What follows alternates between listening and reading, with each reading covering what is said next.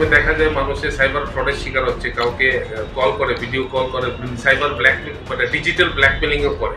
এই টাকাগুলি কোথায় যায়, এই টাকাগুলি কীভাবে তারা চ্যানেলাইজ করছে, রিটার্ন কীভাবে নিচ্ছে, এই সমস্ত জিনিসগুলি বের করার একটা আমরা শুরু করেছি। এটা একটা টিপ অফ জাস্ট আইসবার্গ। সমস্ত জিনিস বেরিয়ে আসবে, এটা ডিটেলস এবং ফরেন্সিক এভিডেন্সও আমরা নেব। আর ইনভেস্টিগেশনে এটা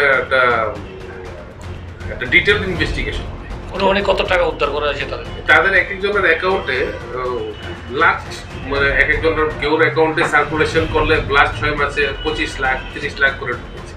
এটাতে হিউজ অ্যামাউন্ট। কেস নাম্বার হচ্ছে 27, কেস নাম্বার 27।